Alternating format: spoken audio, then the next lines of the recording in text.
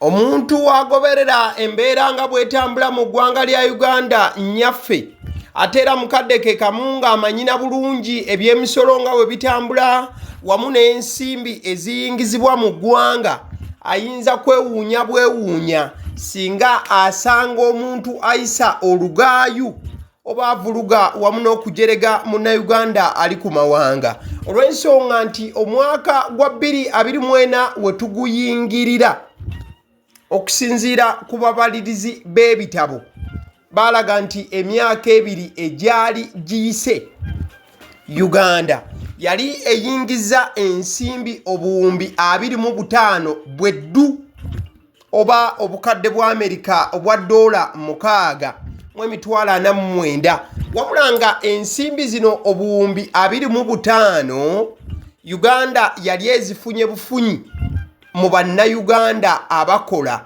ebweru ekyo nno ne kyongera okubanga kikulaga omugaso gw'eggwanga lya Uganda okubeera nti lirina bannayuganda bangi abali ku mawanga abatakabana enkya n'eggulo okulaba nti batereeza obulamu obwabwe wabula ne batakoma kuba nti batereeza bulamu bwabwe wabula omusimbi ne baguzaako eka n'abali eka ne baganyulwamu okuyita mirimu egy'enjawulo gye bakolera abo abali yebunaayira. Ekifaananyi kyolaba ku screen eddakiika eno mukwano gwange kifaananyi kya mwami Yoweri Tibuhaburwa Kaguta Museveni president w'eggwanga lino lyennyini kwe tuli ku ttaka ly'omuddugavu wabula ate mukadde ke kamu gw'olaba ku ludda olwa ddyo oba olulya emmere ku mukono gwo ye mukulu omukulembeze w'eggwanga lya America amanyiddwa nga Donald Trump.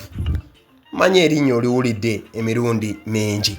Embeera eriwo eddakiika eno mukwano gwange wakati w'ababiri oba wakati w'amawanga ababiri ge bakulembera yandiba nti etiisiza ddala bannansi wabula okusingira ddala bannansi b'ensi ya saidi ono ayambadde erangi eya kyenvu President Yoweri Kaguta Museveni olw'embeera eyongedde okubeera nti etiisiza ddala naddala mu bintu bya Nati mu by'entambula wamu n'enkolagana ey'amawanga gano abiri. Enkolagana omulala yandigamba nti yo teyandibanga erina buzibu nnyo bugenze wala wabula ensonga ez'okutambula n'okwetaaya zandiba nti zongera kukaluba naddala eri bannayuganda abalina obwetaavu okuva mu ggwanga lya Uganda okwolekera mu ggwanga eryo erya America. Olunaku olwaleero ng'ennaku z'omwezi 28 January omwaka 2026. In fact nkozesezza ekifaananyi ekyo lwa nsonga nti omukulu ono gw'olaba ayimiridde meeya mulambirira mu ggwanga erya America wabula oyo nno nzaalwa ya wano oba ebbanga lye ery'okuvubuka yalimala Uganda wano omukulu Mamdan wano nno yali ne Donald Trump gye buvuddeko. Kale awo tuveewo si y'ensonga mbadde nkugamba nti bw'obanga weetegereza Nati ezongedde okuteebwa ku ggwanga lya Uganda ne bannayuganda abava mu Uganda okwolekera America zirinnye oba embeera erinnye enkandaggo. Olunaku olwange nakusomeza 28 January 2026 embase ya America mu Uganda eyongedde okukakasa n'okukkaatiriza ebigambo bya President wa America Donald Trump wamu ne Nati omukulu ze yateekawo. Bangi mu Uganda babadde nga babiyita ebyolubalaato. Ekiwandiiko kyolaba kifulumiziddwa eggwanga lya America nga kiyita mu embase ya America mu Uganda. Bagamba bwe bati how the visa bond pilot program works. Waliwo programu eyo yayogerebwako bangi ne balowooza nti byakusaaga wabula nga bya ddala. Kati munnayuganda okusituka n'ogenda mu America wabula nga bw'ogendayo togenda kuba nti oli mukozi. Bangi babadde nga n'olukwesikwesi oba olugezi lwe babadde nga bakola ng'ofuna wano visit visa oba n'ofuna visa eyo n'ogamba nti ogenzeyo kukyala bukyazi wabula nga bw'otuukayo okyusa empapula n'ofuuka munnansi oba n'ofuuka mukozi mu ggwanga eryo. Kati nno abasajja Abamerika baleese kye batuumye visa bond, nga kati okusituka okuva mu ggwanga lya Uganda weesogge America olina omuwendo gw'ensente gw'olina okusooka okusasula. Kati omuwendo gwa ssente ogwo ogusasulanga musingo, nti singa otuuka mu ggwanga ly'omu America n'olemerayo ensimbi ze wasasula abasajja bazitwala. Wuliriza okusinziira ku kiwandiiko ky'olaba ku screen. Njagadde kikutemeratemeramu nga sirina kikusomera. Bagamba nti after the visa interview, a consular officer will give you payment instructions with a direct link to pay.gov if eligible. Nti bw'omaliriza okukola interview wali ku kitebe kya America, ofiisi yakuyambako okubeera nti okola interview. Ajja kuwa link kw'osasulira. Sente ziri zenjogeddeko. Bagamba nti pay the bond within 30 days. Bw'omaliriza interview olina okusasula bond oba omusingo mu nnaku 3. Receive a single entry visa valid for up to 3 months. Kati bakuwa visa, wabula visa eyo nga esobola kutambula paka emyezi 3 gyokka. A single entry visa valid for up to 3 months. Webagamba single entry visa, kitegeeza nti visa eyo bagikuwa nga yabbanga tugeze lya myezi 3.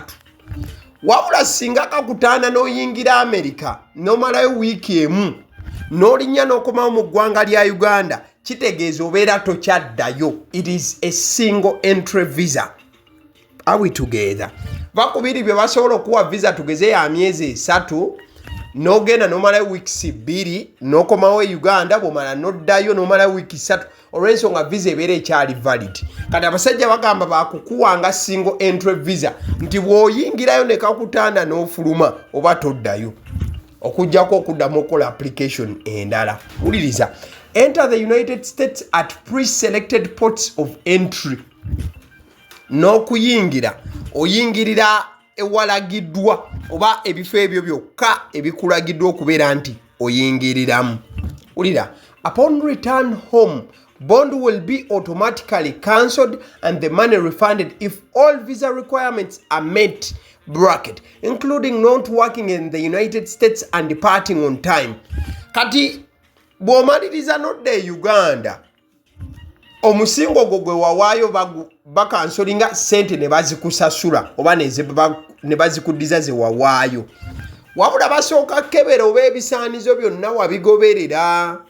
Singa ogenda mu America ku visit visa n'otuukayo n'okola olugezigezi n'okolayo ka sente, n'okolayo ka business newe kaba ka wiiki emu n'obaako w'okolaakola, eno visa seba abasajja sente ze watteekayo baba bazirya ne bazisigaza. Wali wajja okubuuza nti sente zibeera mmeka ez'okusasula omusingo. Bannayuganda bonna abaagala okwesogako ku America nti ogenzeyo kulambula n'ebigwa mu kkowe eryo visit visa, olina okusasula sente wakati w'5,000 eza dola, omutwalo gwa dola oba omutwalo gumu n'ekitundu. Ekitegeeza bwe bukadde 18 ku bukadde 54 bw'olina okuleka ku embassy. Bino byonna omukulembeze wa America Donald Trump yabiteekawo okubeera nga alekezaawo overstay. Kati njagala bategeeza nti yabyogerako era n'alagira bibe. Kati byatandise January nga 21. Gwe munnayuganda ali eyo mukwano gwange ng'obadde tokimanyi, ekintu kyatabuse dda. Mukyolaba ku screen bagamba nti important reminder, it is your responsibility to use your visa correctly. Learn what you are and are not allowed to do when visiting the United States on a B1/B2 visa. If you misuse your visa or stay longer than allowed, you could be permanently banned from future travel. Abasajja ba America baatabuze bakambwe. Trump takyalina muzannyo. Bagamba nti buvunaanyizibwa bwo okukozesa visa obulungi. Kati bagamba nti olina okuyiga ebyo by'olina okukola ne by'otalina kukola bw'obanga okyala mu America ng'oli ku visa gye batuumye B1 or B2 visa. Ne bagamba nti bw'okozesa obubi visa yo oba n'otuukayo n'owangaalirayo n'omalayo ebbanga ggwanvu basobola okuteekako ekkoligo ery'obutaddamu kukkiriza kutambula kugenda mu ggwanga lya America. Kugambye Trump ebintu yabyogerako okusooka abandi ne balowooza nti byakusaaga. Kati okufa January 2026 yatandise nakusa omwezi nga 21 ebintu kati byafuuse bya ddala. Ongereyo mu maaso. Ekiwandiiko kino kyolaba ku screen kifulumiziddwa Embassy ya America still nakyo okukigatta kubiri. Wano no bongedde okulambika n'okulambulula ensonga mbujjuvu. Bagamba nti applying for a tourist visa to the United States, it is your responsibility to use your visa correctly. Bagamba nti oyagala ku applyinga ku visa y'obulambuzi mu America. Bagamba nti buvunaanyizibwa bwo okukozesa obulungi visa yo. Bagamba get clarity straight from the embassy's consular chief in fact babadde bayina ne live gye bagenda okukola leero wenkoledde eggulire lino nga 28 January. Ne bagamba nti enkeera nga 29 bajja kukolayo ne kalive awo okwongera okunnyonnyola bannayuganda abaagala okwesobbeka mu America. Uliriza. Bagamba here are some activities that are allowed on a B1 B2 visa. Nti bw'obanga oyagala B1 oba B2 visa eyo ey'aba visitors oba abakyala mu America. Bagamba bino wammanga ebintu byokka bye basobola okukkiriza ng'ogenze mu America osobola okukola. Ekisooka tourism bulambuzi. Ekyokubiri vacation holiday. Bw'obanga ogenda ku ka holiday tebalina buzibu. Ekyokusatu shopping. Kugenda mu ggwanga lyabwe n'olekayo sente ng'oguze ku bintu ebyenjawulo no shoppinga. Ekyokuna visiting with friends or relatives. Okugenda n'okyalira ku mikwano gyo tekirina buzibu n'ab'eŋŋanda. Meetings with business associates. Nti okola businesses okusisinkana banna business banno ab'enjawulo b'okolagana nabo mu business tekirina buzibu. Attending a convention or conference. Nti ogendayo n'ogendayo mu conference oba convention tekirina buzibu. Ojja kujjukira nti bannayuganda bangi ababadde nga bafuna omukisa okuyitawo ku zi conference zino ne conventions ez'enjawulo naye obusajja bwatabuse. Uliza bye baaganye. Bagamba activities not allowed on a B1 B2 visa. Nti bino by'otalina kukola bw'ogendera ku visa eyo. Birth tourism. Travel for the primary purpose of giving birth in the United States to obtain US citizenship for the child. Bagambye nti bino bannayuganda bye mubadde nga mugenda mu America ne weefuula mbu ogenzeeyo kulambula kumba olina olubuto olukuze n'otuukaeyo n'obiikira eyo n'obeera n'otuuka wagenda kulambula mu America. Ate omalayo wiiki emu n'otandika kinsimbye kinnuma kiikino omwana asiimye omwana amazzi n'ozaala kati nga kyobala kuzaalirayo mwana then omwana waafuna obutuuze ebyo Trump yabiganye temugenda bikolera wano mu America. Work that results in payment from a US employer or business. Nti singa otuukayo nga wagenda kulambula n'okola omulimu n'osasulwa ng'osasulwa omuntu Omumerika oba business ya America ekyo tekikkirizibwa. Studying for a degree or academic credit. Singa ogendayo nga wagendera ku visa eya B1 B2 n'osomerayo ne bakutikkira oba n'obaako empapula z'ofuna eza America, ezo empapula zijja kusazibwamu tezikkirizibwa. Kati wuliriza kano bayongedde kuko n'abayimbi ba Uganda ababadde nga bagenda mu America ne mukubirayo ko obuvulu bwammwe mu community z'abannayuganda. Baganda bange ebintu byatabuse bagambye uliriza paid performances bagamba teri kuddamu kukkiriza Uganda muyimbi kuva wano ng'ofunye visa ya bulambuzi eya B1 B2 vista visa munogende ate bannayuganda ne bakuŋŋaana ne bayimbira ne bakusasula bagambye ogeza tekijja kukkirizibwa ekyo kugambye Trump bigambo yaboggolanga ng'ayogerako byogere kati bifuuse bya ddala wabula wakati bino nga bigenda mu maaso olunaku olwaleero nkozesezza kooti ng'eno okuva ku mukutu gwe Kenya ogumanyiddwa nga kenyans.co.uk yes gwe gwakotinga president w'eggwanga lino president Yoweri Kaguta Museveni kusomwezi zaali 9 January 2026 juzi 1 ebigambo bino byayogerwa president Museveni yagamba nti I like President Trump so much. I love him for chasing people who don't care about their country. This teaches you to build your own capacity within Uganda and Africa. President Museveni Trump yavaayo n'ayogera biri na byonna ebirala byenkulambululidde ebyongedde okubeerawo mu buliwo. President Museveni yagamba nti ayagala nnyo President Trump owa America nnyo. Era n'agamba nti ekisinga okumumwagaza y'engeri gy'agobamu abantu mu nsi ya America. N'agamba nti asanyuka nnyo Trump wagoba abantu bano olw'ensonga abantu bano tebafa ku nsi zaabwe. N'agamba nti kino kijja kubayamba okubasomesa okwagala nnyo ensi zaabwe nga Uganda ne Africa n'okukomawo ewaka bongere okuba nti bakolerera ensi zaabwe. This teaches you to build your own capacity within Uganda and Africa. Bigambo byayogerebwa President Museveni ennaku z'omwezi 9 January omwaka 2026 as quoted by kenyans.co.ke. Ebyo ndowooza kambikomyawo sijja kwongera kubiwanvuya. Munnayuganda otegedde bulungi stand ya president wo ne stand ya president w'eggwanga ly'obadde oyagala ogendamu eri America. Ekifaananyi ky'olaba kisibye kitambula ku mutimbagano kya mukulu amanyiddwa nga Ali Mubiru eyabadde ku nnyonyi ya Rwanda Air. Yabadde nno omusajja wattu atambula okuva e South Africa mu Johannesburg ng'ajja Uganda bwe bamutuusizza ku kisaawe kya Kigali International Airport wali e Rwanda. Embeera ye yatabuse yaddusiddwa mu ddwaliro kipayopayo wabula bwe baatuusizaayo mukulu Ali Mubiru